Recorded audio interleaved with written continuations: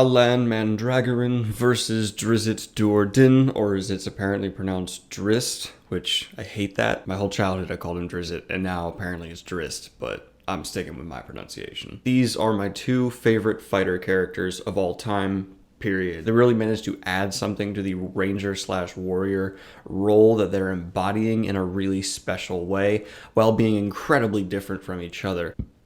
So let's go ahead and jump on into these 7 categories. We have origin, development, role, interest for the reader, relationships, who would win in a fight, and the tiebreaker that only matters if it comes down to a tie, which it probably won't, but sometimes occasionally does, who would do better in the other's world. So getting started with origin. Of course, with warrior characters, tragic backstories are common, and these two are no exception. Our dark elf friend was born in the underground cities with the dark elves. They are a very evil race doing some evil things, worshipping some evil gods. As part of a ceremony, Drizzt was required to kill a youth. He refused to do so, which cast his house into shame, and he had to then flee. Family's name being ruined. This, along with his father being hunted and killed by his own race, mean Drizzt really has no love for his people, and he went out seeking something else. He wandered in the underground for about 10 years, really being a more primal version of himself before emerging in the surface world. His light-sensitive eyes couldn't even take the light from the moon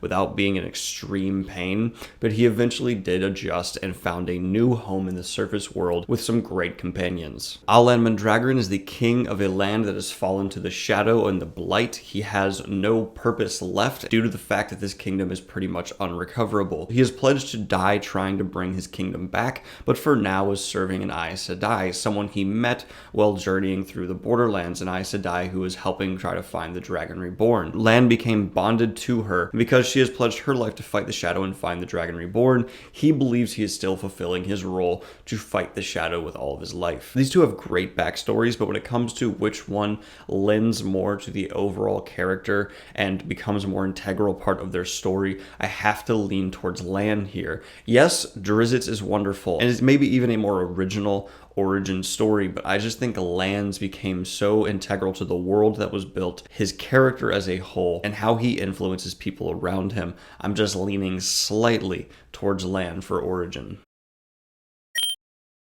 Now we have development of the character, and for once, there is much more material devoted to a character outside of the Wheel of Time than inside. Drizzt is way more focused on than Lan in his series because he's the focal point of a lot of the Forgotten Realms. Meanwhile, Lan is just the warder to someone who is much more of a main character than himself. Drizzt develops a ton throughout his series, especially in the Dark Elf trilogy, a trilogy that is within my top 3 fantasy books of all time. It is an absolutely wonderful story. If you've not read, please pick it up. Lan does develop quite a bit after losing Moraine and coming back rebonded and pretty much revamped as a fighter, much more skilled than he previously was. That being said, Drizzt's development is leagues above Lan. Seeing Drizzt affected by loss so much throughout his series just really, for me, brings his development to another level. I'm a huge fan of it, and for that reason, Drizzt gets the development point.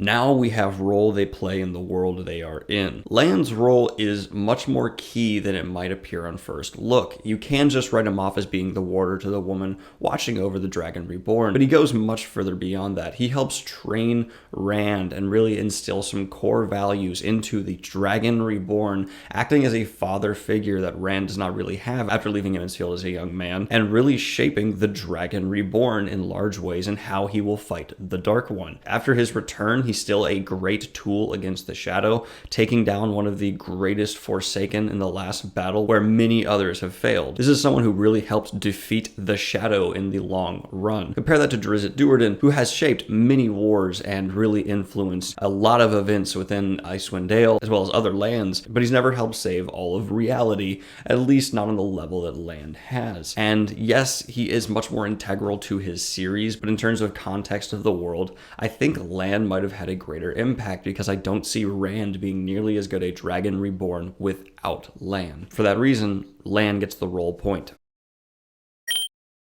Now we have interest for the reader. I spent a long time trying to figure out who earns the interest point. They are really on each other's level when it comes to interest. I actually kind of rate them both at like a solid 9. Every page with both of these guys is fascinating. Lan takes a little bit of a hit with some of his relationship stuff, but even that is a pretty solid relationship with Nynaeve. Drizzt has a couple of more storylines, but even in the most recent books, which are considered the weakest of his series, he's still worth following, and it never really wavers, so I'm calling the interest point a wash. Now we have relationships. Lan's relationship with Nynaeve is fine, and there are a few kind of tense moments. I like his relationships with the boys, the way he helps shape Rand, as well as pretty much everyone he comes in contact's reaction to him. Lan is a very jarring person for people to meet, and an incredible guy overall. Drizzt was one of the first fantasy characters to ever make me cry with his love interest and how it resulted. Without getting into too much spoilers, it's not happy. These relationships affect him deeply and become a core integral part of his storyline. The fact that he is immortal while so many of his friends are just human is something that really hurts him on a deep level. It's something that we as the readers really suffer with him through, and it makes us love Drizzt all the more and feel so much hurt with and for him. So for that reason, I'm going to go ahead and give Drizzt the relationship point without even hesitating much. He really earns it. He is a tragic character when it comes to relationships, and the execution of this is done magnificently. And now we have who would win in a fight. Lan Mandragoran is the greatest human sword fighter in fantasy, and I think that's not a really ridiculous claim to make. Lan has fought multiple Murdral at the same time, with them having venomous blades and moving faster than human eyesight can comprehend without getting nicked once and killing all of them. That is incredible. He is described as moving well beyond human eyesight can comprehend. He gets from the warder bond, and in addition to the fact that he is obsessively training with a sword to kind of get over the depression of losing Moiraine. He's a remarkable fighter. But Drizzt is a dark elf, and he's struggled against one human fighter that we are aware of really in the Forgotten Realms series, his arch rival. I won't get too much into that for spoilery reasons. There's really no way Lan can stand a chance here. Yes, he is one of the greatest swordsmen of humanity, period, but Drizzt's feats just go above and beyond even Lan's peak feats. He's casually able to take on the greatest fighters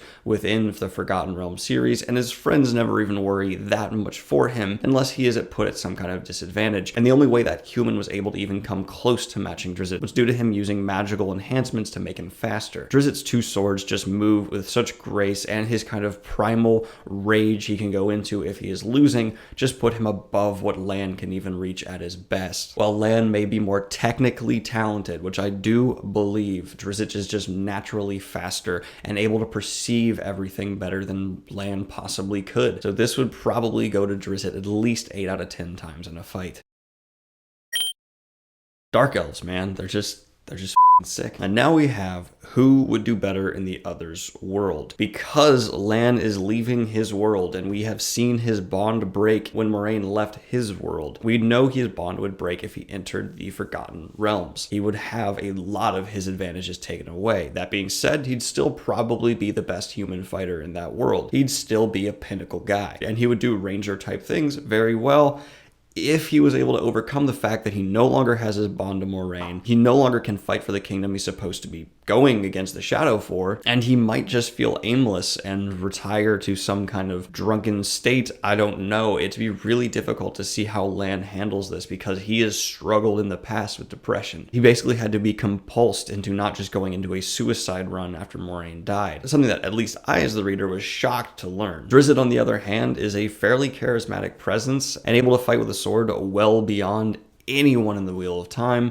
That being said, the level of magic around him would certainly outclass him in a lot of ways. I just think that he would also struggle quite a bit in the Wheel of Time world due to discrimination against him, struggling with an unknown magic system, and having to get involved in a war against the Shadow he does not quite understand. I think he could slice and dice his way through the Shadow Spawn armies no problem, but if he encountered a Forsaken or someone who could use the one power against him, he might be outclassed magically well beyond anything he is used to. I'm actually going to call this point a wash as well and give the victory to Drizzt Du'Urden.